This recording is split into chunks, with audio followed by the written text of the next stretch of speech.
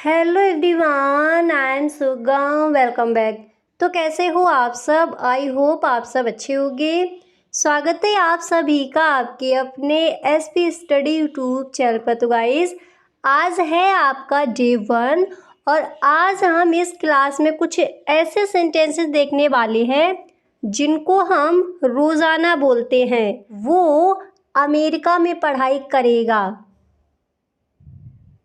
वो अमेरिका में पढ़ाई करेगा। तो आप इस सेंटेंस को इंग्लिश में बोलोगे, he will study in America. He will study in America. वो अमेरिका में पढ़ाई करेगा। अब जैसे यहाँ पर आपको ये कहना हो, वो दिल्ली में पढ़ाई करेगा, आप इसको इंग्लिश में कहोगे he will study in Delhi. He will study in Delhi. Okay, इस तरह से। अब इसके बाद अगला सेंटेंस है आपका, जैसे आपको ये कहना हो, मुझे इस मोबाइल में गाने नहीं मिले। मुझे इस मोबाइल में गाने नहीं मिले। अगर इस तरह से आपको कहना है तब आप इस सेंटेंस को इंग्लिश में कहोगे, I found no songs in this mobile. I found no songs in this mobile. मुझे इस मोबाइल में गाने नहीं मिले। अक्सर इस तरह के सेंटेंसेस हम बोलते हैं। तो जब भी कहना हो मुझे इस मोबाइल में या फिर लैपटॉप में गाने नहीं मिले, आप इस सेंटेंस को इंग्लिश में कहोगे, I found no songs in this mobile. अगर आपको लैपटॉप बोलना है तो आप बोल सकते हो, I found no songs in this laptop. मुझे इस लैपटॉप में गाने नहीं मिले। ओके, इस तरह से हम इस सेंटेंस को इंग्लिश में कहेंगे। अब इसके बाद अगला सेंटेंस है आपका, जैसे आपको ये कहना हो, हमने ये किताब में पढ़ा। और कई बार मैंने आपको बताया है इसको हम इंग्लिश में क्या बोलते हैं। तो जब भी आपको इस तरह के सेंटेंसेस बोलने हो, हमने ये किताब में पढ़ा, तो आप इस सेंटेंस को इंग्लिश में कहोगे, we have read it in the book. हमने ये किताब में पढ़ा, तो क्या कहेंगे इंग्लिश में, we have read it in the book. We have read it in the book. हमने ये किताब में पढ़ा। ओके, इस तरह से। अच्छे से याद हो गया? एक बार दोबारा से देखिए। जब भी आपको इस तरह से कहना हो, हमने ये किताब में पढ़ा, आप इस सेंटेंस को इंग्लिश में कहोगे, we have read it in the book. We have read it in the book. हमने ये किताब में पढ़ा। ओके, इस तरह से हम इस सेंटेंस को इंग्लिश में कहेंगे। अब इसके बाद अगला सेंटेंस है आपका, जैसे आपको ये कहना हो, अयांश आधे घंटे में निकलेगा। जैसे अगर आपको ये कहना हो, मैं आधे घंटे में निकलूँगा, तब हम इसको इंग्लिश में क्या बोलेंगे, आई will leave in half an hour. Okay, और जैसे आपको किसी का नेम रखना हो आगे, तो यहाँ पर जैसे मैंने बोला अयांश, आपको जिसके बारे में भी कहना हो उनका नेम यहाँ पर रख सकती हो। जैसे आपको यही कहना है, अयांश आधे घंटे में निकलेगा, तब आप इस सेंटेंस को इंग्लिश में कहोगे, Ayansh will leave in half an hour. Ayansh will leave in half an hour.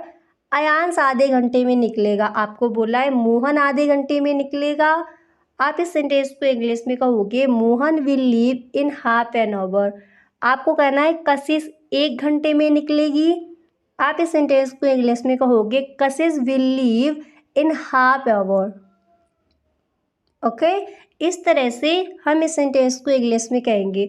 जिसका भी यहाँ पर आपको नेम लेना है उनका आप रख सकते हो। आपको बोला है राम आधे घंटे में निकलेगा, आप इस सेंटेंस को इंग्लिश में कहोगे, Ram will leave in half an hour. Okay, इस तरह से। अब इसके बाद अगला सेंटेंस देखते हैं। तो जैसे आपको ये कहना हो, नेक्स्ट मैंने यहाँ पर लिया है, मैं बैंक में काम करता हूँ। इस सेंटेंस को भी मैंने आपको कई बार बताया है, इसको हम इंग्लिश में क्या कहते हैं। तो जब भी इस तरह से आपको बोला हो मैं बैंक में काम करता हूँ, मैं कॉलेज में काम करता हूँ या फिर मैं घर में काम करता हूँ, ठीक है, तो वो अपना यहाँ पर आप रख सकते हो। जैसे आपको यही बोला हो मैं बैंक में काम करता हूँ, तब आप इस सेंटेंस को इंग्लिश में कहोगे I work in a bank. I work in a bank, मैं बैंक में वर्क करता हूँ, मैं बैंक में काम करता हूँ। आपको कहना है मैं घर में काम करता हूँ, आप इस सेंटेंस को इंग्लिश में कहोगे I work in a home. Okay, आपको कहना है मैं अस्पताल में काम करता हूँ, आप इस सेंटेंस को इंग्लिश में कहोगे I work in a hospital. Clear? इस तरह से हम इस सेंटेंस को इंग्लिश में कहेंगे। एक बार दोबारा से देख लीजिए। जब भी आपको कहना हो मैं बैंक में काम करता हूँ, आप इस सेंटेंस को इंग्लिश में कहोगे I work in a bank. Clear? इस तरह से। अब इसके बाद अगला सेंटेंस देखते हैं। तो यहाँ पर जो आपका नेक्स्ट है तो वो मैंने लिया है, जिसे आपको ये कहना हो मैंने कंप्यूटर में ये फ़ोटो देखी। मैंने कंप्यूटर में ये फ़ोटो देखी। तो आप इस सेंटेंस को इंग्लिश में कहोगे आई सा दिस फोटोग्राफ इन कंप्यूटर। आपको जैसे ये कहना हो मैंने मोबाइल में ये फ़ोटो देखी, मैंने फ़ोन में ये फ़ोटो देखी, तब आप इस सेंटेंस को इंग्लिश में कहोगे आई सा दिस फोटोग्राफ या फिर दिस पिक्चर इन मोबाइल। अगर आपको यही कहना हो मैंने कंप्यूटर में ये फ़ोटो देखी, तब आप इसको इंग्लिश में कहोगे आई सा दिस फोटोग्राफ इन कंप्यूटर। अब जितने भी यहाँ पर सेंटेंसेस दिए गए हैं, हर सेंटेंस को आपको जब भी इस तरह से जैसे कहना हो मैंने कंप्यूटर में ये फ़ोटो देखी, तो इसको आप इंग्लिश में ही बोलिएगा। इंग्लिश में आप कहोगे आई सा दिस फोटोग्राफ इन कंप्यूटर, आई सा this photograph in mobile. Okay, इस तरह से जितने भी सेंटेंसेस यहाँ पर आपको बताए जाए, तो आज से इन सारे सेंटेंसेस को आपको इंग्लिश में ही बोलना है। क्लियर? अब इसके बाद अगला सेंटेंस देखते हैं। तो नेक्स्ट मैंने यहाँ पर लिया है, जिसे आपको ये कहना हो ये गाना तुम्हारे मोबाइल में है। ये गाना तुम्हारे मोबाइल में है।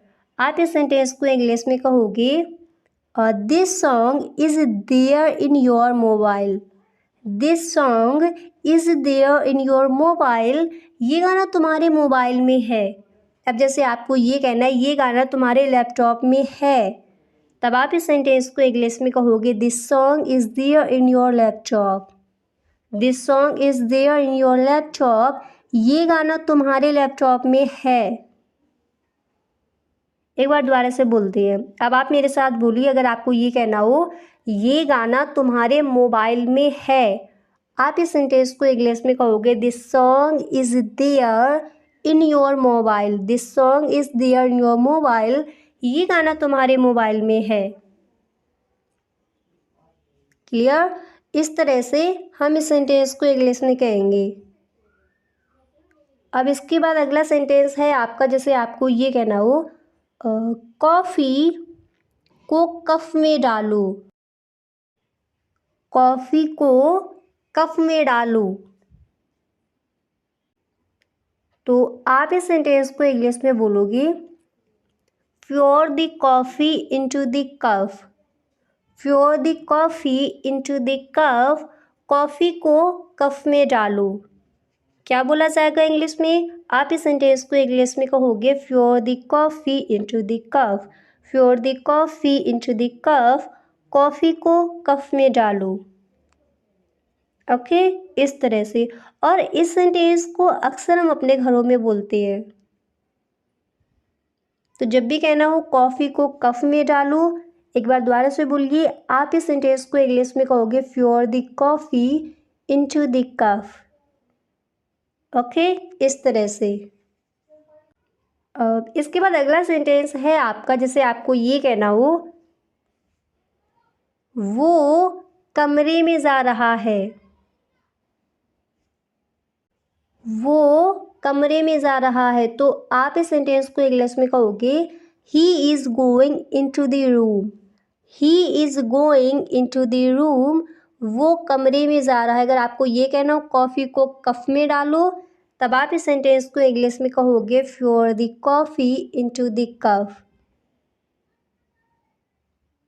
अगर आपको यही कहना हो वो कमरे में जा रहा है, एक बार दोबारा से आप मेरे साथ बोलिए। आप इस सेंटेंस को इंग्लिश में कहोगे he is going into the room. He is going into the room. Okay, इस तरह से। अब इसके बाद जो यहाँ पर आपका अगला सेंटेंस है, तो वो मैंने यहाँ पर लिया है, जिसे आपको ये कहना हो यह ट्रेन समय से पहले पहुँचेगी।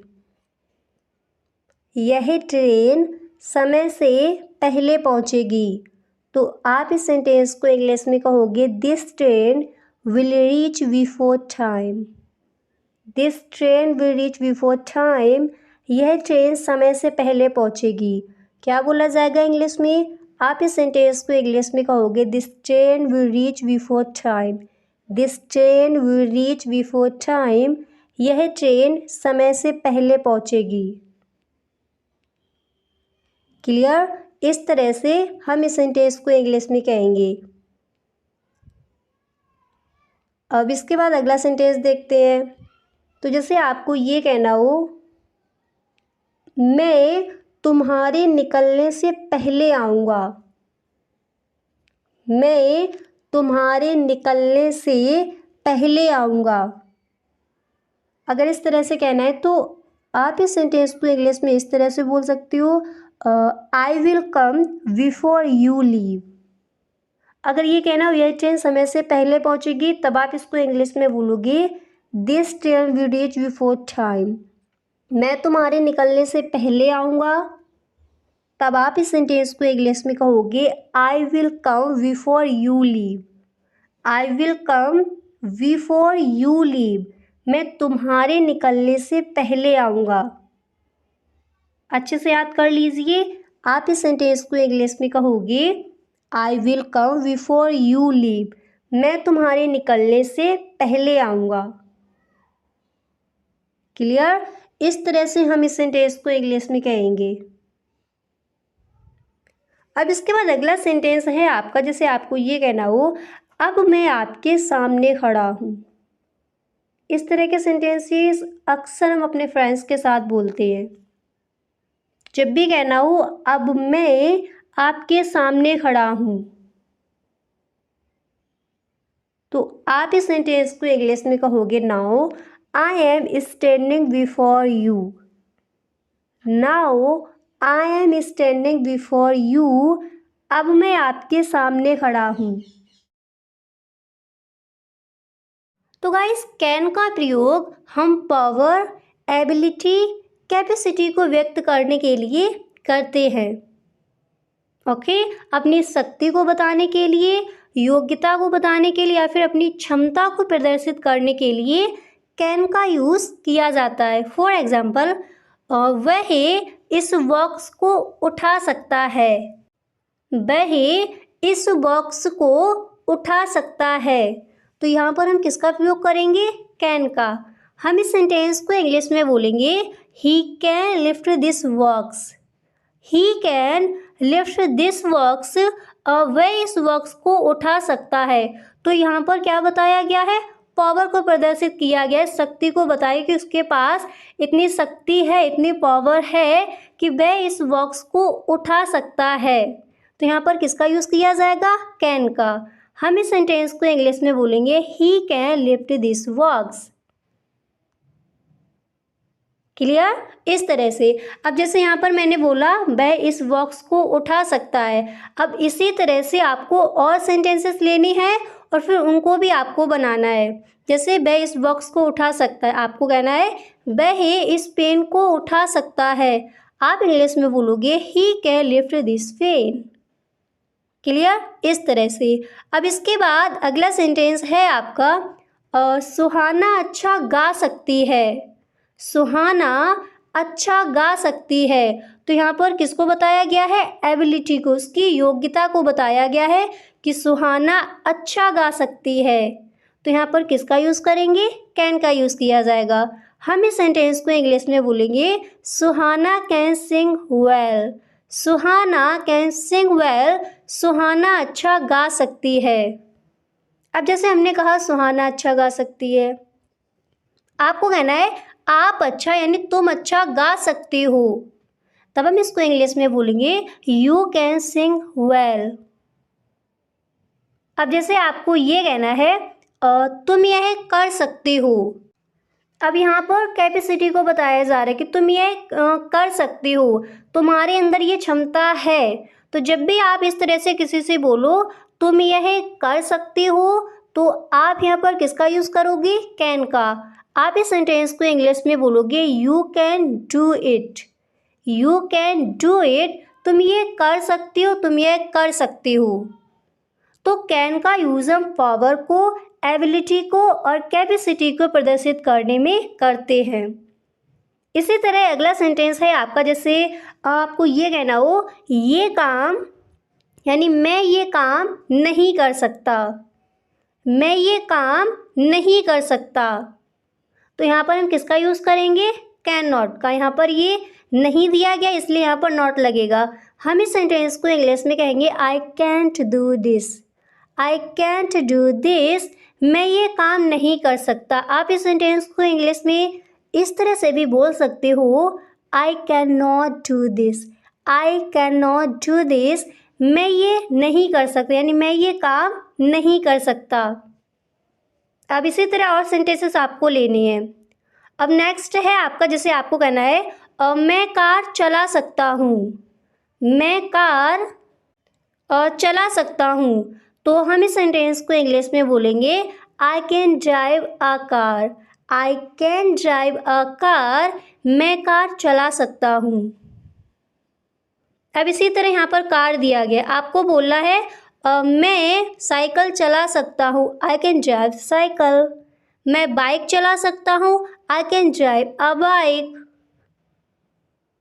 अब इसी तरह अगला सेंटेंस देखते हैं गाइस। यहाँ पर जैसे एक सेंटेंस को मैंने बताया, तो उसी तरह आपको 5 या फिर 6 सेंटेंसेस खुद से बनानी है और उनको आपको आज से इंग्लिश में ही बोलना है। ओके, अब इसके बाद नेक्स्ट मैंने लिया है, जैसे आपको कहना हो मैं तेज चल सकता हूँ। मैं तेज चल सकता हूँ। हम इस सेंटेंस को इंग्लिश में बोलेंगे I can walk fast. I can walk fast, यानी मैं तेज़ चल सकता हूँ, मैं तेज़ टहल सकता हूँ। तो क्या कहेंगे इंग्लिश में? I can walk fast. I can walk fast, यानी कैन का यूज़ हम पावर, एबिलिटी एंड कैपेसिटी को व्यक्त करने के लिए करते हैं। अब जैसे यहाँ पर कहा गया मैं तेज़ चल सकता हूँ, आपको ये कहना हो मैं तेज़ लिख सकता हूँ। मैं तेज़ लिख सकता हूँ। हम इस सेंटेंस को इंग्लिश में कहेंगे I can write fast. I can write fast, मैं तेज़ लिख सकता हूँ। आपको कहना है मैं तेज़ पढ़ सकता हूँ, आप इंग्लिश में कहोगे I can read fast. I can read fast. अब इसी तरह से आपको और सेंटेंसेस बनाने हैं। ओके, यहाँ तक समझ आ गया। तो फर्स्ट कैन का यूज़ हम पावर, एबिलिटी और कैपेसिटी को व्यक्त करने में करते हैं। पावर यानी शक्ति को बताने के लिए, एबिलिटी यानी अपनी योग्यता को बताने के लिए, कैपेसिटी यानी क्षमता को व्यक्त करने के लिए हम कैन का यूज़ करते हैं। अब गाइस हम देखते हैं सेकेंड कैन का यूज़ हम कहाँ करेंगे। तो सेकेंड कैन का यूज़ हम परमिशन के भाव को प्रकट करने में, यानी किसी को परमिशन देने में, अनुमति देने में, वहाँ पर भी हम कैन का यूज़ करते हैं। फॉर एग्ज़ाम्पल, आप अब जा सकते हैं। आप अब जा सकते हैं, तो यहाँ पर क्या हो रहा है? यहाँ पर परमिशन दी जा रही है कि अब आप जा सकते हैं। आप इस सेंटेंस को इंग्लिश में बोलोगे you can go now. You can go now, आप अब जा सकते हैं। ओके, क्या कहेंगे इंग्लिश में? You can go now. अब यहाँ पर जितने भी सेंटेंसेस यहाँ पर आपको बताए जा रहे हैं, हर सेंटेंस को आप याद करते चलिए और आज से इन सारे सेंटेंसेस को आपको इंग्लिश में ही बोलना है। जब भी आपको कहना हो तुम ये कर सकते हो, आप इंग्लिश में ही बोलिएगा और यू कैन डू इट। आपको कहना है मैं ये काम नहीं कर सकता, आप इंग्लिश में कहोगे I can not do this. I can not do this, मैं ये काम नहीं कर सकता। आपको किसी से कहना है कशिश अच्छा गा सकती है, आप इंग्लिश में कहोगे कशिश कैन सिंग वेल। ओके, आपको बोला है मैं बहुत तेज़ नहीं दौड़ सकता, आप इंग्लिश में इसको कहोगे I can not run very fast. Clear? इस तरह से हम इन सेंटेंसेस को इंग्लिश में कहेंगे। अब यहाँ पर हम देखेंगे कि कैन का यूज़ जब हम किसी को परमिशन देते हैं तो वहाँ पर कैन का यूज़ किस तरह से किया जाता है। तो जैसे मैंने आपको फर्स्ट एग्जांपल दिया, आप अब जा सकते हैं, तो यहाँ पर किसका यूज़ होगा? कैन का। हम इस सेंटेंस को बनाएंगे you can go now. You can go now, आप अब जा सकते हैं। अब जैसे हमने यहाँ पर बोला आप अब जा सकते हैं, अब आपको ये कहना हो आप आम खा सकते हैं या फिर तुम आम खा सकते हो। इस तरह से अगर आपको कहना हो तब आप इस सेंटेंस को इंग्लिश में कहोगे you can eat mango. You can eat mango, तुम आम खा सकते हो। अब जैसे यहाँ पर आपको ये कहना हो तुम सेब खा सकते हो, आप इंग्लिश में बोलोगे you can eat Apple. You can eat Apple, आप सेब खा सकते हैं। ओके, इस तरह से यानी परमिशन के भाव को प्रकट करने के लिए भी हम कैन का यूज़ करते हैं और पावर को बताने के लिए, एबिलिटी को व्यक्त करने के लिए, कैपेसिटी को व्यक्त करने के लिए भी कैन का यूज़ किया जाता है। यहाँ तक अच्छे से समझ आ गया। अब यहाँ पर कुछ और एग्जाम्पल देखते हैं परमिशन को लेकर। तो जैसे आपको ये कहना हो हम यहाँ अपनी कार पार्क नहीं कर सकते। इस तरह से आपको अनुमति के भाव को प्रकट करना हो, हम यहाँ अपनी कार पार्क नहीं कर सकते, तब आप इस सेंटेंस को इंग्लिश में कहोगे we can not park our car here. We can not park our car here, हम यहाँ अपनी कार पार्क नहीं कर सकते। यहाँ पर ये नहीं दिया गया है, इसलिए यहाँ पर हम बोलेंगे कैन नॉट। अगर आपको ये कहना हो हम यहाँ अपनी कार पार्क कर सकते हैं, तब आप इस सेंटेंस को इंग्लिश में कहोगे we can park our car here. हम यहाँ अपनी कार पार्क नहीं कर सकते, आप इंग्लिश में बोलोगे we can not park our car here. Clear? इस तरह से हम इन सेंटेंसेस को इंग्लिश में कहेंगे। अब इसके बाद नेक्स्ट एग्जांपल है आपका, जैसे आपको कहना हो तुम मेरे कमरे में प्रवेश नहीं कर सकते। तुम मेरे कमरे में प्रवेश नहीं कर सकते, आप इस सेंटेंस को इंग्लिश में कहोगे you can not enter my room.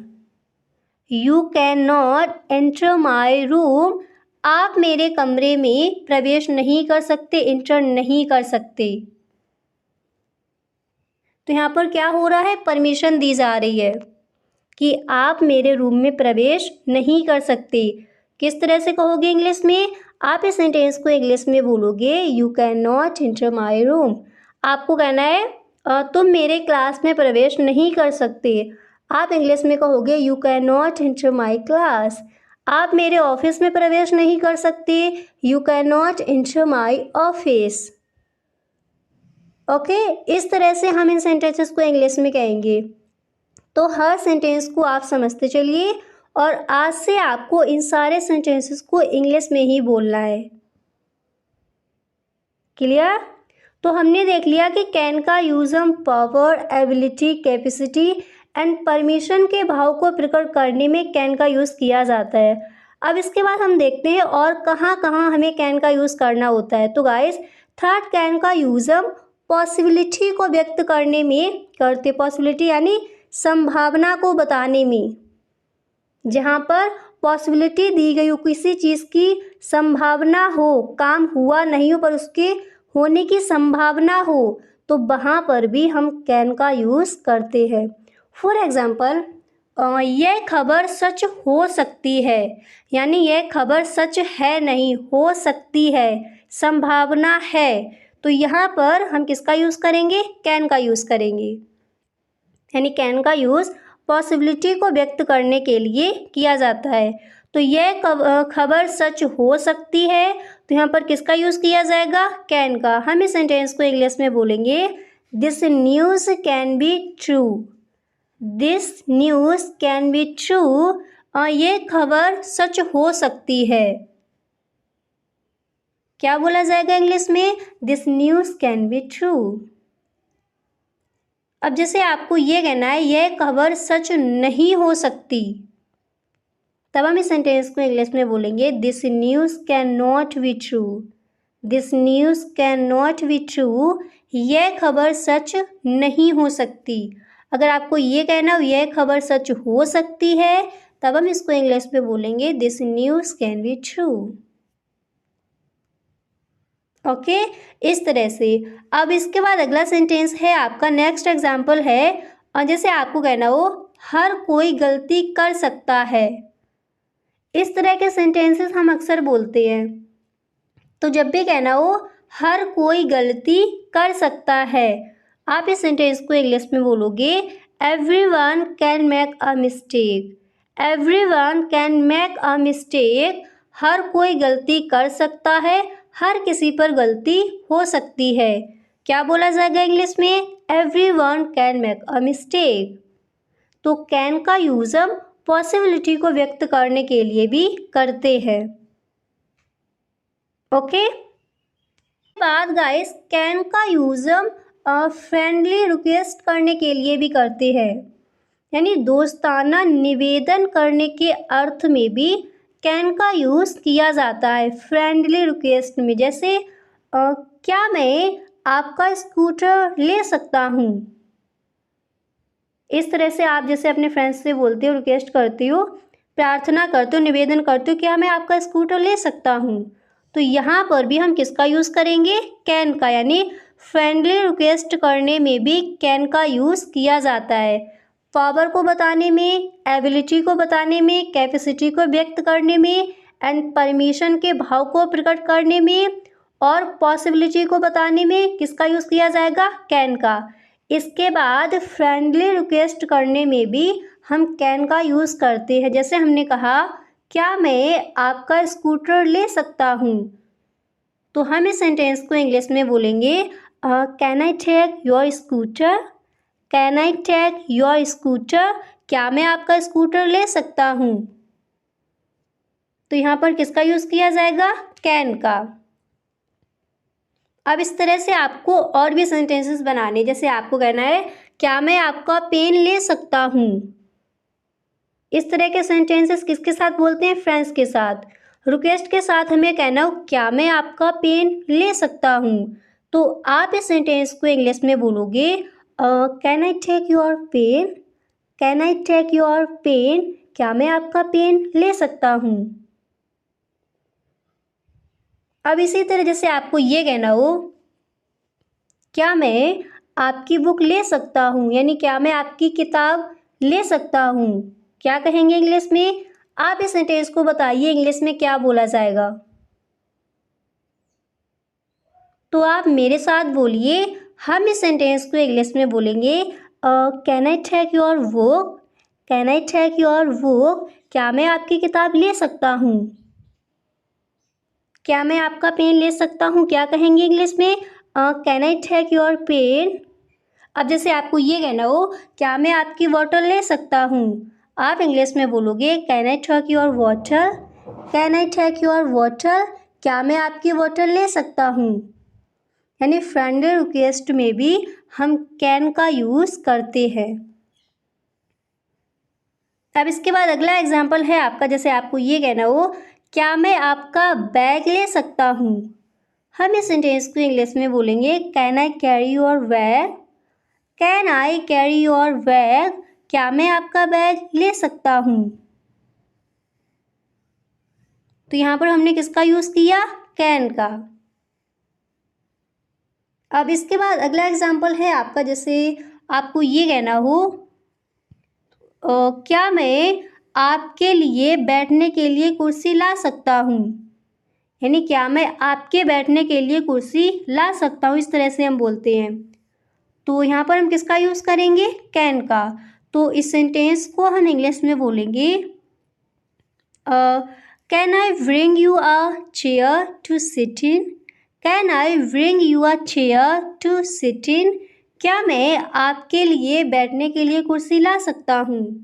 क्या बोला जाएगा इंग्लिश में? हम इस सेंटेंस को इंग्लिश में बोलेंगे can I bring you a chair to sit in? Can I bring you a chair to sit in? क्या मैं आपके लिए बैठने के लिए कुर्सी ला सकता हूँ? तो वो मैंने यहाँ पर लिया है जिसे आपको ये कहना हो मुझसे तू मैं मत करो। अक्सर इस सेंटेंस को हम बोलते हैं। तो जब भी आपको किसी से बोलना हो मुझसे तू मैं मत करो, आप इस सेंटेंस को इंग्लिश में कहोगे don't bicker with me. Don't bicker with me, मुझसे तू मैं मत करो, या फिर मेरे साथ तू मैं मत करो। क्या कहेंगे इंग्लिश में? हम इस सेंटेंस को इंग्लिश में कहेंगे डोंट विकर विद मी। आप मेरे साथ बोलिए, हम इसको इंग्लिश में बोलेंगे don't bicker with me. Don't bicker with me, मुझसे तू मैं मत करो। अच्छे से याद हो गया? इस तरह से हम इस सेंटेंस को इंग्लिश में कहेंगे। अब इसके बाद अगला सेंटेंस है आपका जिसे आपको ये कहना हो अ फ़ोन रखो। अ फ़ोन रखो। क्या कहोगे इंग्लिश में? आप इस सेंटेंस को इंग्लिश में बोलोगे hang up the phone now. Hang up the phone now, अब फ़ोन रखो। ओके, इस तरह से हम इस सेंटेंस को इंग्लिश में कहेंगे। अब इसके बाद अगला सेंटेंस है आपका जिसे आपको ये कहना हो मैं कल नहीं आ सका। इस तरह से आपको किसी से कहना है। इस तरह के सेंटेंसेस अक्सर हम अपने फ्रेंड्स के साथ बोलते हैं। तो जब भी आपको इस तरह से कहना हो मैं कल नहीं आ सका, तो आप इस सेंटेंस को इंग्लिश में बोलोगे I could not come yesterday. I could not come yesterday, मैं कल नहीं आ सका। अब फ़ोन रखो, क्या कहोगे इंग्लिश में? आप इस सेंटेंस को इंग्लिश में बोलोगे hang up the phone now. मैं कल नहीं आ सका, I could not come yesterday. I could not come yesterday. Clear? इस तरह से हम इन सेंटेंसेस को इंग्लिश में कहेंगे मुझसे तू मैं मत करो, डोंट विकर विद मी। अब इसके बाद अगला सेंटेंस है आपका जिसे आपको ये कहना हो यह तुमने कैसे सोच लिया। यह तुमने कैसे सोच लिया। क्या कहेंगे इंग्लिश में? हम इस सेंटेंस को इंग्लिश में बोलेंगे how did it cross your mind. How did it cross your mind, यह तुमने कैसे सोच लिया। क्या बोला जाएगा इंग्लिश में? अब आप मेरे साथ बोलिए, हम इस सेंटेंस को इंग्लिश में बोलेंगे how did it cross your mind. How did it cross your mind, यह तुमने कैसे सोच लिया। ओके, इस तरह से हम इस सेंटेंस को इंग्लिश में कहेंगे। अब इसके बाद जो आपका अगला सेंटेंस है तो वो मैंने यहाँ पर लिया है जिसे आपको किसी से कहना हो मैं जनवरी में पैदा हुआ था।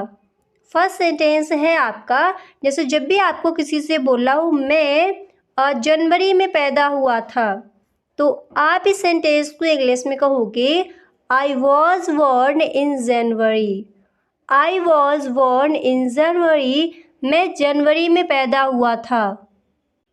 गाइस, हर सेंटेंस को आप मेरे साथ बोलते चलिए, ठीक है। तो जैसे आपको यहाँ पर अगर ये बोलना हो मैं फरवरी में पैदा हुआ था, तब आप इस सेंटेंस को इंग्लिश में कहोगे आई वॉज बॉर्न इन फरवरी।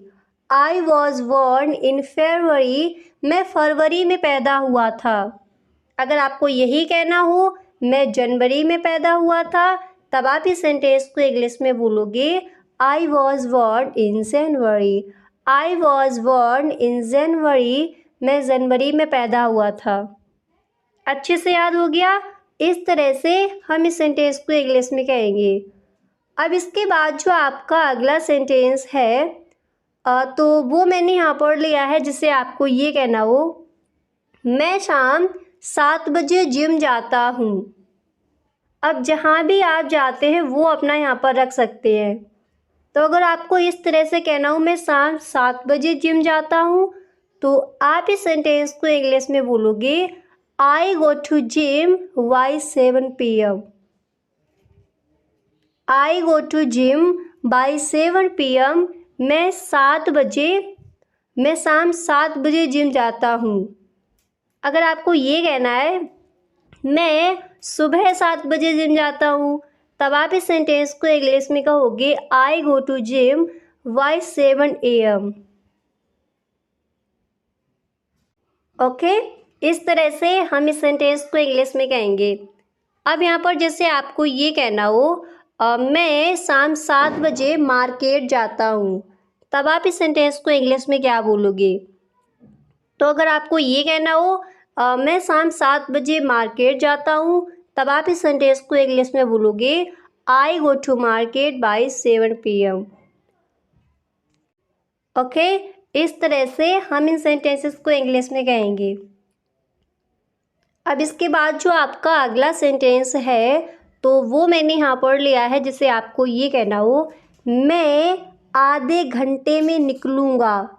इस तरह से अगर आपको बोलना हो मैं आधे घंटे में निकलूँगा, तब आप इस सेंटेंस को इंग्लिश में बोलोगे आई will leave in half an hour. I will leave in half an hour, मैं आधे घंटे में निकलूँगा। क्या कहेंगे इंग्लिश में? हम इस सेंटेंस को इंग्लिश में बोलेंगे आई will leave in half an hour. I will leave in half an hour, मैं आधे घंटे में निकलूँगा। अब जैसे यहाँ पर आपको ये कहना है मैं 1 घंटे में निकलूँगा। ओके, इस तरह से आपको कहना हो, तब आप इस सेंटेंस को इंग्लिश में कहोगे I will leave in 1 hour. Okay, इस तरह से। तो अच्छे से याद हो गया। एक बार मेरे साथ बोलिए, जब भी आपको कहना हो मैं आधे घंटे में निकलूँगा, आप इस सेंटेंस को इंग्लिश में कहोगे I will leave in half an hour. Okay, इस तरह से। अब इसके बाद अगला सेंटेंस है आपका, जिसे आपको ये कहना हो मैं दिल्ली में रहता हूँ। मैं दिल्ली में रहता हूँ, तो आप इस सेंटेंस को इंग्लिश में बोलोगे I live in Delhi. I live in Delhi, मैं दिल्ली में रहता हूँ। क्या कहेंगे इंग्लिश में? I live in Delhi. I live in Delhi, मैं दिल्ली में रहता हूँ। अब जैसे आपको कहना हो मैं कानपुर में रहता हूँ। जहाँ भी आप रहते हो अपना प्लेस यहाँ पर रख सकते हो। तो जैसे कहना हो मैं कानपुर में रहता हूँ, तब आप इसको इंग्लिश में कहोगे आई लिव इन कानपुर। मैं लखनऊ में रहता हूँ, आई लिव इन लखनऊ। मैं भोपाल में रहता हूँ, आई लिव इन भोपाल। मैं देहरादून में रहता हूँ, I live in Dehradun. Okay, इस तरह से हम इस सेंटेंस को इंग्लिश में कहेंगे। अच्छे से याद हो गया। अगला सेंटेंस देखते हैं। अब इसके बाद जो आपका नेक्स्ट है तो वो मैंने यहाँ पर लिया है, जिससे आपको किसी से इस तरह से कहना हो वो अमेरिका में पढ़ाई करेगा। वो अमेरिका में पढ़ाई करेगा, तो आप इस सेंटेंस को इंग्लिश में बोलोगे he will study in America. He will study in America, वो अमेरिका में पढ़ाई करेगा। अब जैसे यहाँ पर आपको ये कहना हो वो दिल्ली में पढ़ाई करेगा, आप इसको इंग्लिश में कहोगे he will study in Delhi. He will study in Delhi. Okay, इस तरह से।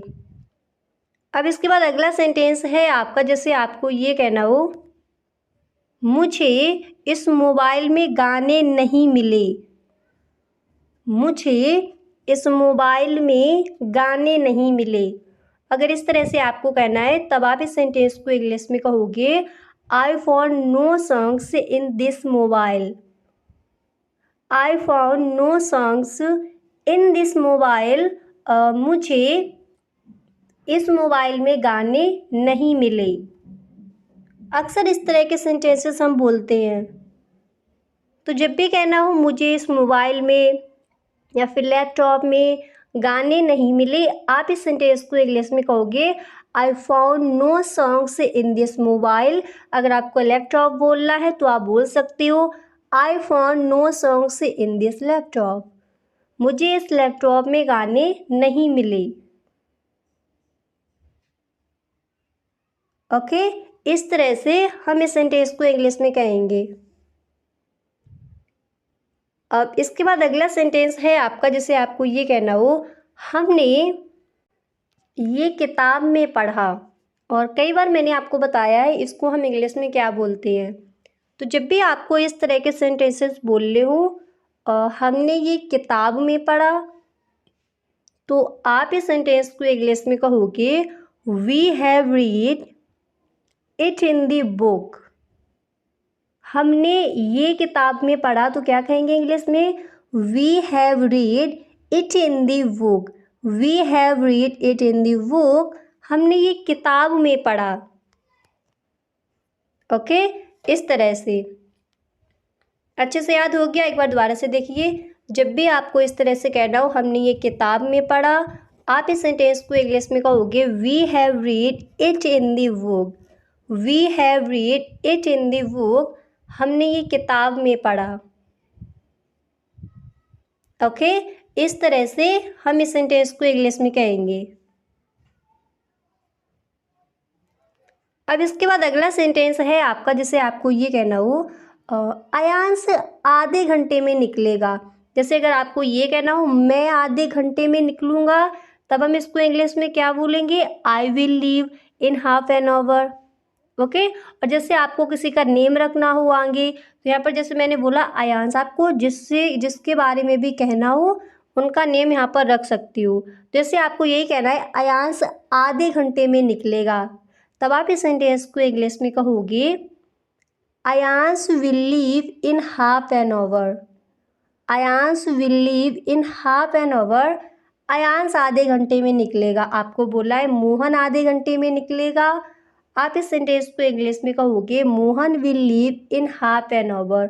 आपको कहना है कशिश 1 घंटे में निकलेगी, आप इस सेंटेंस को इंग्लिश में कहोगे कशिश will leave in half hour.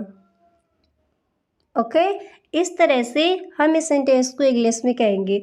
जिसका भी यहाँ पर आपको नेम लेना है उनका आप रख सकते हो। आपको बोला है राम आधे घंटे में निकलेगा, आप इस सेंटेंस को इंग्लिश में कहोगे Ram will leave in half an hour. Okay, इस तरह से। अब इसके बाद अगला सेंटेंस देखते हैं। तो जैसे आपको ये कहना हो नेक्स्ट, मैंने यहाँ पर लिया है मैं बैंक में काम करता हूँ। इस सेंटेंस को भी मैंने आपको कई बार बताया है, इसको हम इंग्लिश में क्या कहते हैं। तो जब भी इस तरह से आपको बोला हो मैं बैंक में काम करता हूँ, मैं कॉलेज में काम करता हूँ, या फिर मैं घर में काम करता हूँ, ठीक है, तो वो अपना यहाँ पर आप रख सकते हो। जैसे आपको यही बोला हो मैं बैंक में काम करता हूँ, तब आप इस सेंटेंस को इंग्लिश में कहोगे I work in a bank. I work in a bank. मैं बैंक में वर्क करता हूँ, मैं बैंक में काम करता हूँ। आपको कहना है मैं घर में काम करता हूँ, आप इस सेंटेंस को इंग्लिश में कहोगे I work in a home. Okay, आपको कहना है मैं अस्पताल में काम करता हूँ, आप इस सेंटेंस को इंग्लिश में कहोगे I work in a hospital. Clear? इस तरह से हम इस सेंटेंस को इंग्लिश में कहेंगे। एक बार दोबारा से देख लीजिए। जब भी आपको कहना हो मैं बैंक में काम करता हूँ, आप इस सेंटेंस को इंग्लिश में कहोगे I work in a bank. Clear? इस तरह से। अब इसके बाद अगला सेंटेंस देखते हैं। तो यहाँ पर जो आपका नेक्स्ट है तो वो मैंने लिया है, जिसे आपको ये कहना हो मैंने कंप्यूटर में ये फ़ोटो देखी। मैंने कंप्यूटर में ये फ़ोटो देखी। तो आप इस सेंटेंस को इंग्लिश में कहोगे आई सा दिस फोटोग्राफ इन कंप्यूटर। आपको जैसे ये कहना हो मैंने मोबाइल में ये फ़ोटो देखी, मैंने फ़ोन में ये फ़ोटो देखी, तब आप इस सेंटेंस को इंग्लिश में कहोगे आई सा दिस फोटोग्राफ या फिर दिस पिक्चर इन मोबाइल। अगर आपको यही कहना हो मैंने कंप्यूटर में ये फ़ोटो देखी, तब आप इसको इंग्लिश में कहोगे आई सा this photograph in computer.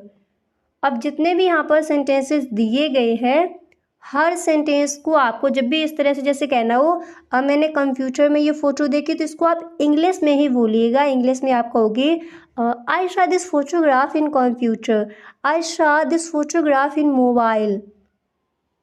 Okay, इस तरह से जितने भी सेंटेंसेस यहाँ पर आपको बताए जाए, तो आज से इन सारे सेंटेंसेस को आपको इंग्लिश में ही बोलना है। क्लियर? अब इसके बाद अगला सेंटेंस देखते हैं।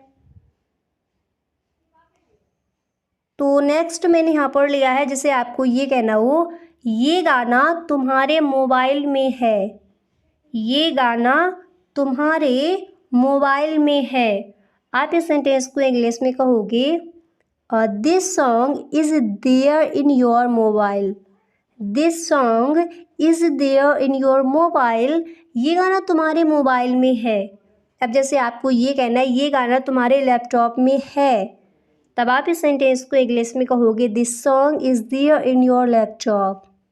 This song is there in your laptop. ये गाना तुम्हारे लैपटॉप में है।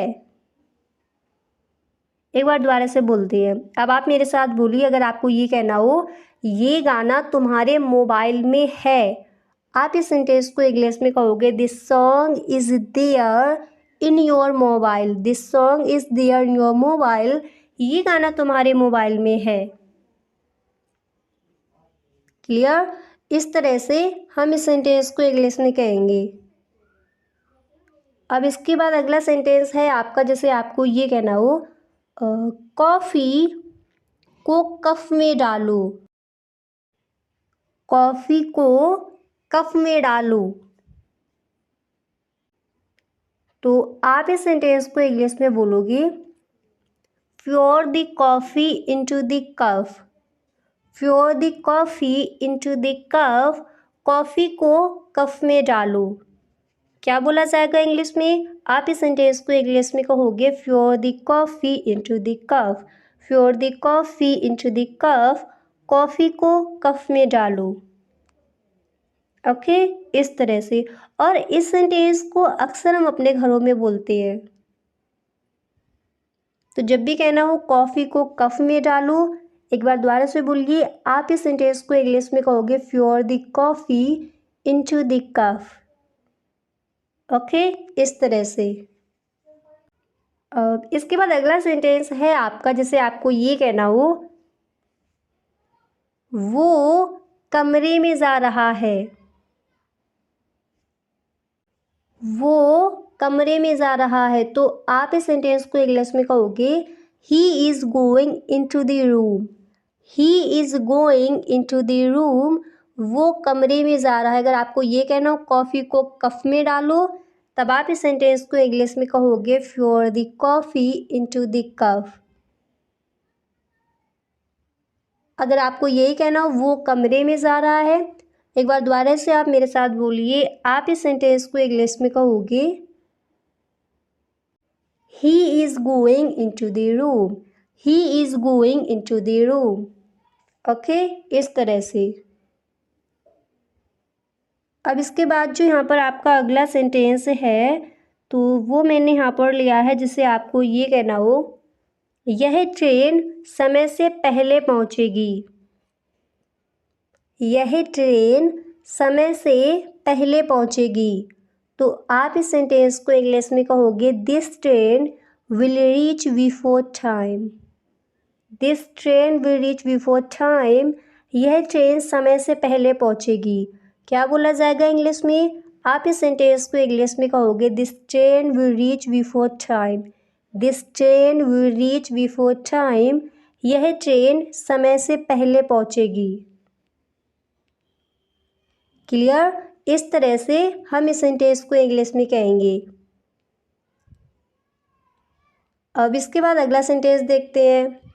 तो जैसे आपको ये कहना हो, मैं तुम्हारे निकलने से पहले आऊँगा।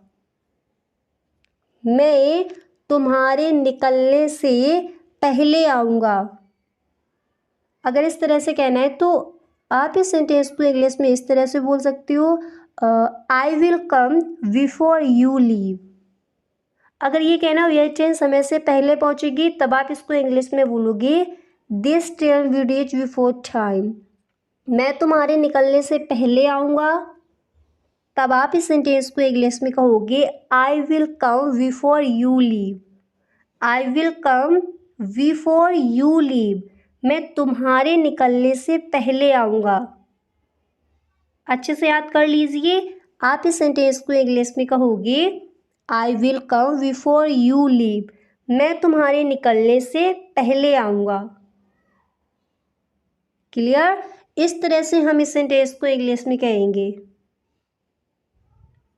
अब इसके बाद अगला सेंटेंस है आपका, जैसे आपको ये कहना हो, अब मैं आपके सामने खड़ा हूँ। इस तरह के सेंटेंसेस अक्सर हम अपने फ्रेंड्स के साथ बोलते हैं। जब भी कहना हो अब मैं आपके सामने खड़ा हूँ, तो आप इस सेंटेंस को इंग्लिश में कहोगे now I am standing before you. Now I am standing before you. अब मैं आपके सामने खड़ा हूँ। क्या बोला जाएगा इंग्लिश में? आप इस सेंटेंस को इंग्लिश में कहोगे now I am standing before you. अगर आपको ये कहना हो अब मैं आपके साथ खड़ा हूँ, तब आप इस सेंटेंस को इंग्लिश में कहोगे now I am standing with you. अगर ये कहना हो अब मैं आपके सामने खड़ा हूँ, तब आप इसको इंग्लिश में बोलोगे now I am standing before you. Okay, इस तरह से अच्छे से याद हो गया। आज से इन सारे सेंटेंसेस को आपको इंग्लिश में ही बोलना है। अब इसके बाद अगला सेंटेंस है आपका, जैसे आपको ये कहना हो वो अपने भाई के सामने बैठा था। वो अपने भाई के सामने बैठा था। अगर इस तरह से आपको बोलना हो तो आप इस सेंटेंस को इंग्लिश में कहोगे he was sitting before his brother.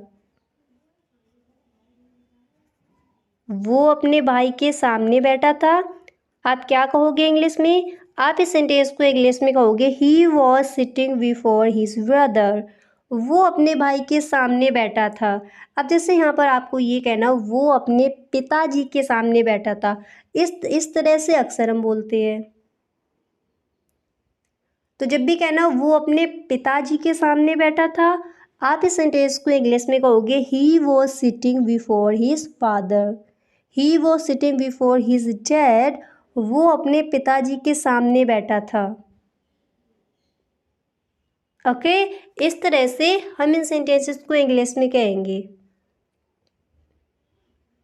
अब इसके बाद अगला सेंटेंस है आपका, जैसे आपको ये कहना हो हम ये सुबह तक निपटा लेंगे।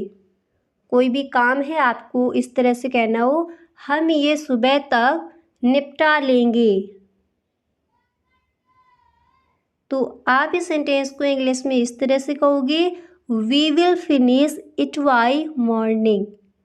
We will finish it by morning. हम ये सुबह तक निपटा लेंगे। क्या कहोगे इंग्लिश में?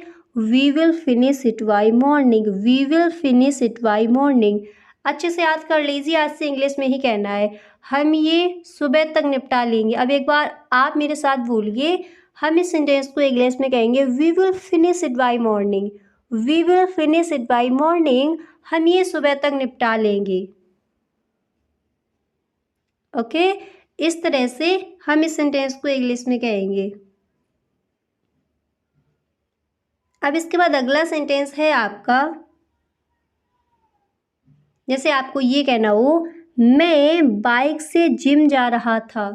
अब जैसे अगर आपको ये कहना हो मैं शाम 6 बजे या फिर 5 बजे जिम जाता हूँ, तब हम इसको इंग्लिश में कहेंगे I go to gym by 7 PM, I go to gym by 6 PM, I go to gym by 5 PM। Okay, अपने टाइम के अकॉर्डिंग आपको यहाँ पर ये रखना है। अब जैसे आपको ये कहना हो मैं बाइक से जिम जा रहा था, इस तरह से अगर आपको कहना है तब आप इस सेंटेंस को इंग्लिश में कहोगे I was going to gym by bike. अब जैसे आपको ये कहना हो मैं बस से स्कूल जा रहा था, क्या कहोगे इंग्लिश में? तब आप इस सेंटेंस को इंग्लिश में कहोगे I was going to school by bus. यानी कुड का यूज हम किस तरह से करते हैं? तो कुड हमारा क्या है? कैन का पास्ट फॉर्म। कुड क्या होता है? कैन का पास्ट फॉर्म होता है कुड। और कुड का यूज़ हम एबिलिटी को बताने के लिए करते हैं, यानी किसी की क्षमता को बताने के लिए कुड का प्रयोग किया जाता है। फॉर एग्जाम्पल, जैसे हमने कहा मैं उसे बता नहीं सका, मैं उसे बता नहीं सका, तो यहाँ पर हम किसका यूज़ करेंगे? कुड का। तो इस सेंटेंस को हम बनाएंगे I could not tell her. सबसे पहले हमें रखना होता है सब्जेक्ट। इसका स्ट्रक्चर होगा सबसे पहले आपको subject plus could plus V1 यानी वर्ब का फर्स्ट फॉर्म। इसके बाद आपको ऑब्जेक्ट रखना है।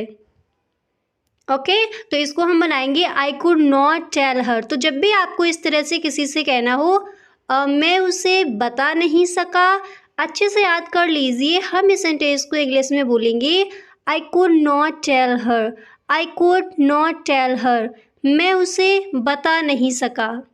कुड का यूज़ हम एबिलिटी को बताने के लिए करते हैं। ओके, अब इसके बाद अगला सेंटेंस है आपका नेक्स्ट में एग्जाम्पल। यहाँ पर जैसे आपको इस तरह से कहना हो बे अच्छा गा सकते थे, बे अच्छा गा सकते थे, तो यहाँ पर हम किसका यूज़ करेंगे? कुड का यूज़ करेंगे, क्योंकि यहाँ पर एबिलिटी को बताया गया कि भी अच्छा गा सकते थे। तो इसको हम बनाएंगे they could sing well, they could sing well, भी अच्छा गा सकते थे। यहाँ पर वर्ब का फर्स्ट फॉर्म लगता है। ओके, तो जब भी बोला हो मैं उसे बता नहीं सका, आप इस सेंटेंस को इंग्लिश में बोलोगे I could not tell her, वे अच्छा गा सकते थे। आप इस सेंटेंस को इंग्लिश में बोलोगे they could sing well, they could sing well. Okay, अब इसी तरह नेक्स्ट है आपका, जैसे आपको इस तरह से कहना हो वह भाग नहीं सका, वह भाग नहीं सका, आप इस सेंटेंस को इंग्लिश में बोलोगे he could not run, he could not run, वह भाग नहीं सका। इसको बनाने का हमारा स्ट्रक्चर होता है, सबसे पहले हमें सब्जेक्ट रखना होता है, वो हो गया ही। इसके बाद हमें क्या करना है? कुड का यूज़ करना, हो गया कुड। यहाँ पर नहीं दिया गया इसलिए यहाँ क्या लगेगा? नॉट। इसके बाद वर्ब का फर्स्ट फॉर्म, अगर आपको ऑब्जेक्ट दिया गया है तो उसकी अंग्रेजी लगा दीजिए। यहाँ पर आपका ऑब्जेक्ट नहीं है तो यहाँ सिंपल क्या हो जाएगा? Run. He could not run, वह भाग नहीं सका। अब इसी तरह से काफ़ी सारे सेंटेंसेस आपको बनाने हैं और उनको आपको इंग्लिश में ही बोलना है। ओके, इस तरह से। अब इसके बाद नेक्स्ट है यहाँ पर जैसे आपको ये कहना हो वह चोरी नहीं कर पाया, वह चोरी नहीं कर पाया, तो हम इस सेंटेंस को इंग्लिश में बोलेंगे he could not steel, he could not steel, वह चोरी नहीं कर पाया। तो यहाँ पर भी हम किसका यूज़ करेंगे? कुड का। क्लियर? इस तरह से। अब इसी तरह नेक्स्ट है आपका, जैसे आपको ये कहना हो मैं मैच नहीं जीत पाया, मैं मैच नहीं जीत पाया, तो हम इस सेंटेंस को इंग्लिश में इस तरह से कहेंगे आई could not win the match, I could not win the match, मैं मैच नहीं जीत पाया। क्या कहेंगे इंग्लिश में? हम इस सेंटेंस को इंग्लिश में बोलेंगे I could not win the match, मैं मैच नहीं जीत पाया। ओके, इस तरह से। तो अच्छे से याद कर लिया कुड का यूज़ हम कहाँ करते हैं? एबिलिटी को बताने के लिए कुड का यूज़ किया जाता है और ये कुड कैन का पास्ट फॉर्म होता है। इसको बनाने का स्ट्रक्चर होगा सब्जेक्ट प्लस कुड। अगर आपका नहीं दिया गया है, निगेटिव है, तो आप नॉट लगाओगे। इसके बाद वर्ब का फर्स्ट फॉर्म आएगा प्लस ऑब्जेक्ट रखना है। क्लियर? इस तरह से हम कुड का यूज़ करते हैं। अब एक बार दोबारा से सारे सेंटेंसेस की प्रैक्टिस कर लेते हैं। तो जब भी आपको कहना हो मैं उसे बता नहीं सका, आप मेरे साथ बोलिए। हम इस सेंटेंस को इंग्लिश में बोलेंगे I could not tell her, I could not tell her, मैं उसे बता नहीं सका। मैं मैच नहीं जीत पाया, आप इंग्लिश में कहोगे आई could not win the match. वह चोरी नहीं कर पाया, ही कुड नॉट स्टील, वह भाग नहीं सका, ही कुड नॉट रन। और जैसे आपको कहना है वे अच्छा गा सकते थे, आप इस सेंटेंस को इंग्लिश में कहोगे they could sing well. Clear? इस तरह से हम इन सेंटेंसेस को इंग्लिश में बोलेंगे। अब इसी तरह से आपको और भी एग्जाम्पल देखनी है और उनको इसी तरह से आपको बनाना है। इसका स्ट्रक्चर आपने याद कर लिया। स्ट्रक्चर हो जाएगा सबसे पहले सब्जेक्ट प्लस कुड, अगर नॉट दिया गया है तो नॉट लगाना है, प्लस वर्ब का first form plus object. Okay, इस तरह से। अब इसके बाद अब हम देखेंगे यूज ऑफ कुड बी, यानी कुड बी का यूज हम कहाँ करते हैं। तो कुड बी का मतलब होता है हो सकना, किसी काम का हो सकना। ओके, और कुड बी का यूज हम पॉसिबिलिटी बताने के लिए करते हैं। और गाइस इसका यूज हम पास्ट में भी करते हैं और प्रेजेंट में भी करते हैं। ठीक है, could be in past and present में भी, और पॉसिबिलिटी को बताने के लिए कुड बी का यूज़ किया जाता है। फॉर एग्जाम्पल जैसे हमने कहा तुम अध्यापक हो सकते थे, यानी हो सकना। ओके, तुम अध्यापक हो सकते थे। तो इस सेंटेंस को हम बनाएंगे you could be a teacher, you could be a teacher, तुम अध्यापक हो सकते थे। कुड बी का मतलब क्या होता है? हो सकना। और इसको बनाने का जो हमारा स्ट्रक्चर है वो हो जाएगा, सबसे पहले आपको रखना है subject plus could be, plus इसके बाद आपको क्या करना है वर्ब का first form plus object. Okay, तो जैसे यहाँ पर एग्जांपल दिया गया है तुम अध्यापक हो सकते थे, हम इस सेंटेंस को इंग्लिश में बोलेंगे you could be a teacher. अब जैसे आपको ये कहना है आप स्टूडेंट्स हो सकते थे, आप विद्यार्थी हो सकते थे, इसको हम बनाएंगे you could be a student. आप डॉक्टर हो सकते थे, you could be a doctor. आप इंजीनियर हो सकते थे, you could be a engineer. Okay, इस तरह से हम इन सेंटेंसेस को इंग्लिश में बनाएंगे। और इसी तरह से आपको और भी एग्जाम्पल लेनी है, उनको भी आपको इसी तरह से बनाना है। और जितने भी सेंटेंसेस यहाँ पर आपने याद किए हैं इनको इसी तरह से आप इंग्लिश में ही बोलिएगा। जब भी आपको कहना हो मैं उसे बता नहीं सका, अक्सर इस तरह के सेंटेंस अपने फ्रेंड्स के साथ बोलती है, तो आप इसको इंग्लिश में ही आज से बोलोगे। इंग्लिश में बोला जाएगा I could not tell her. इसी तरह से जैसे आपको ये कहना हो तुम अध्यापक हो सकते थे, यानी पॉसिबिलिटी बताई जाए, तो वहाँ पर हम किसका यूज़ करेंगे? कुड बी का। तब आप इसको इंग्लिश में कहोगे you could be a teacher. तुम अध्यापक हो सकते थे, तुम टीचर हो सकते थे। और इसका यूज़ हम पास्ट में भी करते हैं और प्रेजेंट में भी करते हैं। अब इसके बाद नेक्स्ट है आपका जैसे आपको कहना हो वह स्कूल में हो सकता है, अब ये किस में आ गया? प्रेजेंट में। तुम अध्यापक हो सकते थे, तब ये किस में था? पास्ट में। तो कुड बी का यूज़ हम प्रेजेंट में भी करते हैं और पास्ट में भी करते हैं। तो जैसे आपको कहना हो अब वह स्कूल में हो सकता है, तब हम इस सेंटेंस को इंग्लिश में बोलेंगे he could be in school, he could be in school, वह स्कूल में हो सकता है। ओके, इस तरह से हम इस सेंटेंस को इंग्लिश में बोलेंगे। अब जैसे यहाँ पर दिया गया स्कूल, आपको इस तरह से कहना हो वह बैंक में हो सकता है, he could be in bank. वह अस्पताल में हो सकता है, he could be in hospital. वह कॉलेज में हो सकता है, he could be in college. वह घर में हो सकता है, he could be in home. Okay, इस तरह से अब जैसे आपको कहना हो वह बाजार में हो सकता है, आप इंग्लिश में बोलोगे he could be in market. Clear? इस तरह से हम इन सेंटेंसेस को इंग्लिश में बोलेंगे। यहाँ पर किसका यूज़ होगा? कुड बी का। अब इसी तरह नेक्स्ट एग्जांपल मैंने यहाँ पर लिया है, जैसे आपको कहना हो हम दोस्त हो सकते थे। कुड बी का मतलब होता है हो सकना। ओके, तो जैसे आपको कहना हो हम दोस्त हो सकते थे, आप इस सेंटेंस को इंग्लिश में कहोगे we could be friend. We could be friend, हम दोस्त हो सकते थे। ओके, इस तरह से हम इन सेंटेंसेस को इंग्लिश में बोलेंगे। तो अब दोबारा से इसकी एक बार प्रैक्टिस कर लेते हैं। जैसे कहना हो तुम अध्यापक हो सकते थे, आप इंग्लिश में कहोगे you could be a teacher.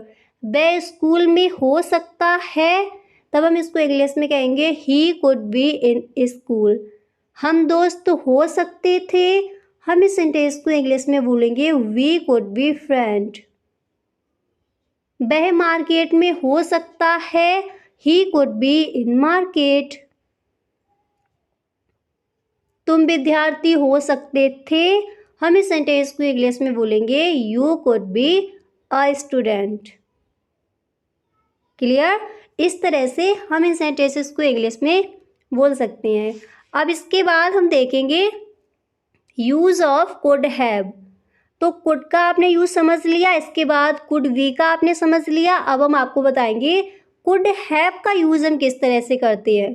तो सबसे पहले आप इसका स्ट्रक्चर समझो।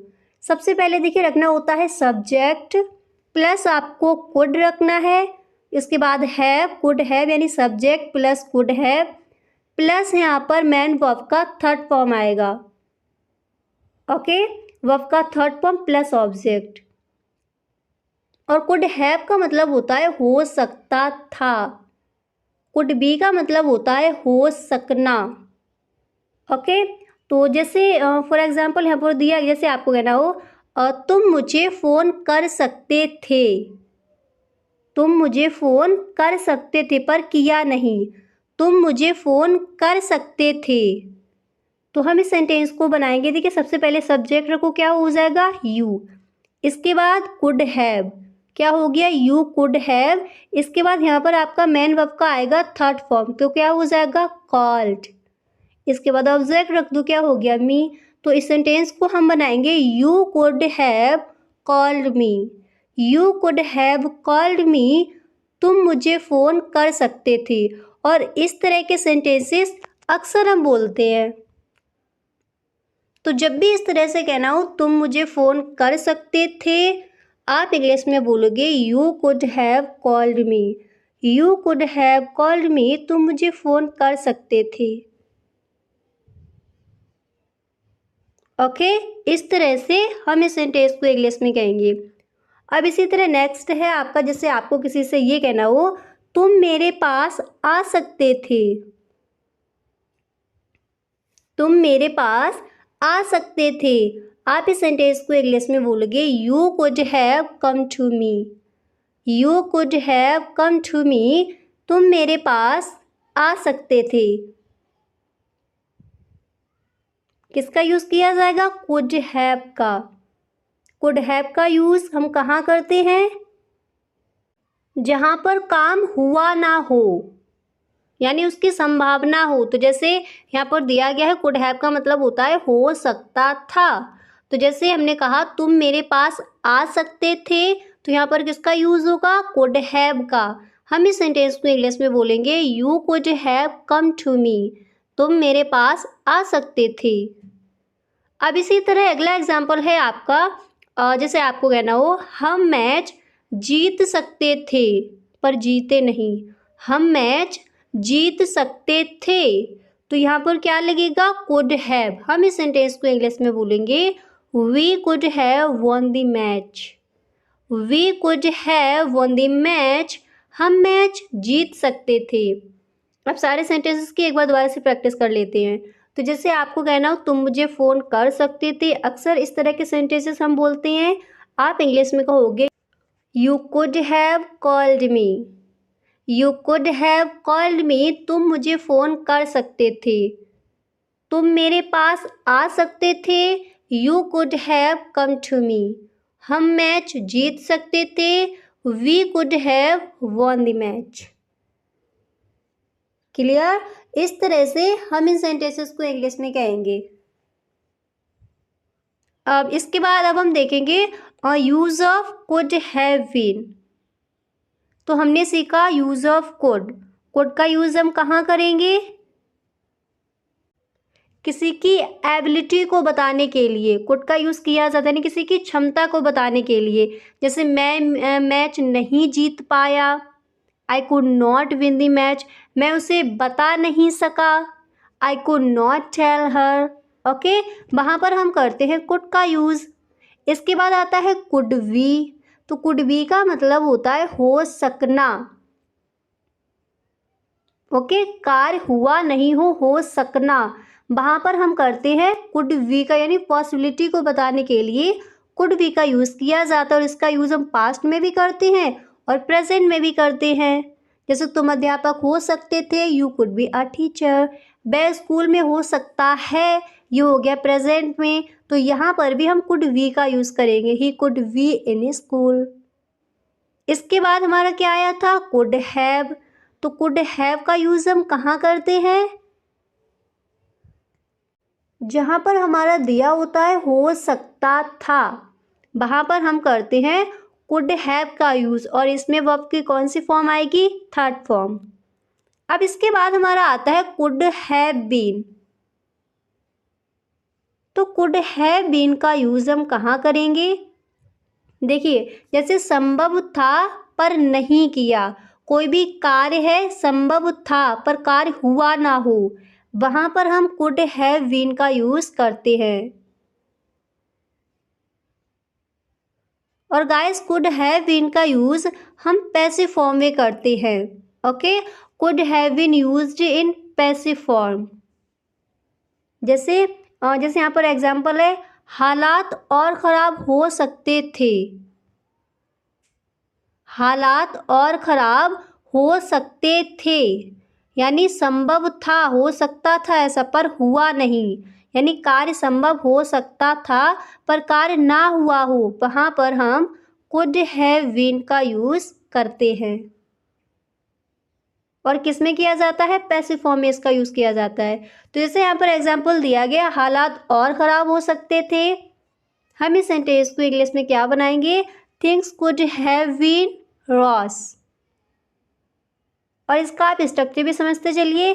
स्ट्रक्चर इसका होगा, सबसे पहले सब्जेक्ट रखना है, इसके बाद कुड हैव बीन, इसके बाद यहाँ पर भी आपका वर्ब का कौन सा फॉर्म आएगा, थर्ड फॉर्म प्लस ऑब्जेक्ट।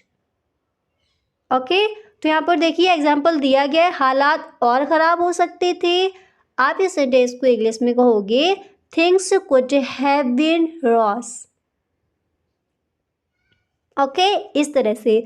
अब इसी के साथ जो आपका अगला सेंटेंस है, तो वो यहाँ पर मैंने लिया है। जैसे आपको किसी से इस तरह से कहना हो, उसको भी बुलाया जा सकता था पर बुलाया नहीं। उसको भी बुलाया जा सकता था, यानी जहाँ पर कार्य संभव था पर हुआ नहीं, कार्य किया नहीं गया, वहाँ पर हम कुड हैव बीन का यूज़ करते हैं। जैसे उसको भी बुलाया जा सकता था, क्या बनाएंगे हम इस सेंटेंस को इंग्लिश में, हम इसको इंग्लिश में बोलेंगे he could have been invited as well. He could have been invited as well, उसको भी बुलाया जा सकता था। ओके, इस तरह से हम इन सेंटेंसेस को इंग्लिश में बोलेंगे। तो गाइस आज हमने सीखा use of could we and could have and could have been. तो गाइस आई होप आपको वीडियो पसंद आया होगा। अगर आपको ये वीडियो सच में पसंद आया है तो आप इस वीडियो को एक लाइक ज़रूर कर दें, ओके। और यदि आप चैनल पर पहली बार आए हो तो चैनल को सब्सक्राइब कर लेना, बेल आइकन को भी प्रेस कर देना ताकि वीडियो की जो भी नोटिफिकेशन हो वो सबसे पहले आपके पास पहुँचे, okay. Thank you so much.